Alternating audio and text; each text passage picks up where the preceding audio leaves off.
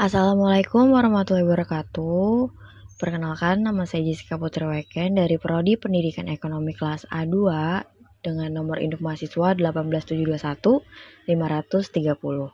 Di video kali ini saya akan melakukan performance test guna memenuhi tugas ulangan akhir semester di mata kuliah Strategi Pembelajaran oleh dosen pengampu Ibu Eka Putri, SPD, MPD.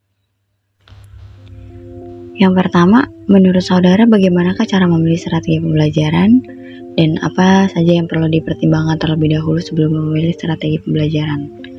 Yang pertama pastinya tujuan pembelajaran, karena merupakan sasaran yang hendak dicapai pada akhir pembelajaran serta kemampuan yang harus dimiliki siswa di akhir pembelajaran nantinya. Itu adalah sebuah tujuan dari pembelajaran.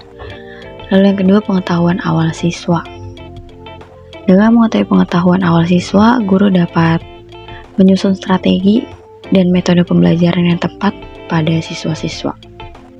Lalu yang ketiga, pokok bahasan. Pokok bahasan yang interaktif, inspiratif, menyenangkan, menantang, dan memotivasi itu kadang membuat siswa-siswa menjadi tertarik dalam mengikuti pembahasan yang akan dibawa oleh seorang pendidik.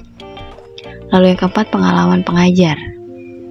Jika guru peka terhadap masalah, memecahkan masalah, lalu mencari metode yang tepat, lalu merumuskan tujuan, memotivasi siswa, itu akan mendapat umpan balik dan baik dalam proses belajar mengajar.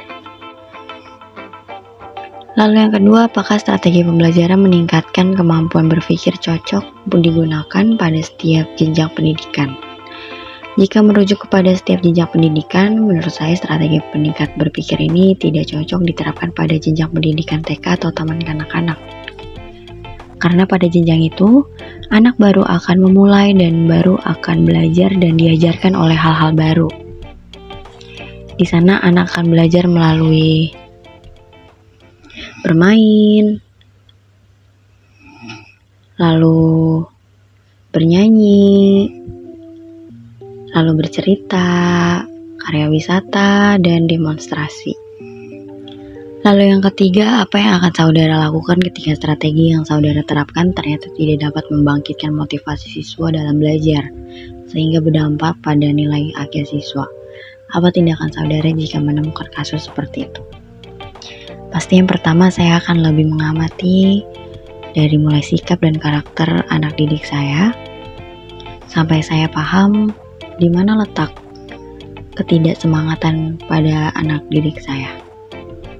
Lalu pastinya saya juga akan meminta pendapat serta masukan dari guru yang sudah lebih berpengalaman daripada saya dalam mengatasi hal tersebut.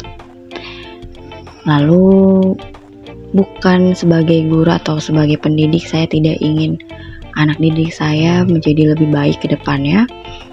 Hanya saja sejatinya anak memang selalu punya kelebihan dan kekurangan di bidangnya masing-masing. Jadi saya tinggal perlu belajar lagi bagaimana cara menciptakan suasana belajar mengajar menjadi menyenangkan agar diminati anak didik saya. Lalu mencari cara bagaimana supaya anak didik saya menjadi lebih termotivasi dan bersemangat untuk belajar kembali. Mungkin dengan salah satu contohnya, saya akan mengapresiasi tiap pencapaian yang dilakukan atau yang didapatkan oleh anak didik saya. Dan sebagai pendidik, saya juga akan tetap membantu dan menemani anak didik saya sampai mereka paham bahwanya belajar adalah salah satu proses untuk mencapai hal yang ingin mereka gapai. Lalu yang keempat, jelaskan makna pembelajaran menggunakan strategi induktif dan deduktif dan bagaimana cara implementasinya. Yang pertama itu ada induktif. Guru memilih konsep, prinsip, aturan yang akan disajikan dengan pendekatan induktif. Yang kedua, guru menyajikan contoh-contoh khusus agar siswa dapat menghubungkan antara keadaan khusus dengan aturan umum yang didukung oleh media yang cocok. Lalu yang ketiga, guru menyajikan bukti-bukti untuk mendukung atau menolak kesimpulan bahwa keadaan umum itu merupakan gambaran dari keadaan khusus. Selanjutnya deduktif. Yang pertama, Guru mulai dengan kaidah-kaidah konsep atau pernyataan yang mana dalam pembelajaran diupayakan untuk membuktikannya. Yang kedua, guru memberikan contoh-contoh yang menunjukkan pembuktian dari konsep yang diambil. Yang ketiga, siswa memberikan beberapa kategori dari contoh yang diberikan oleh guru tersebut.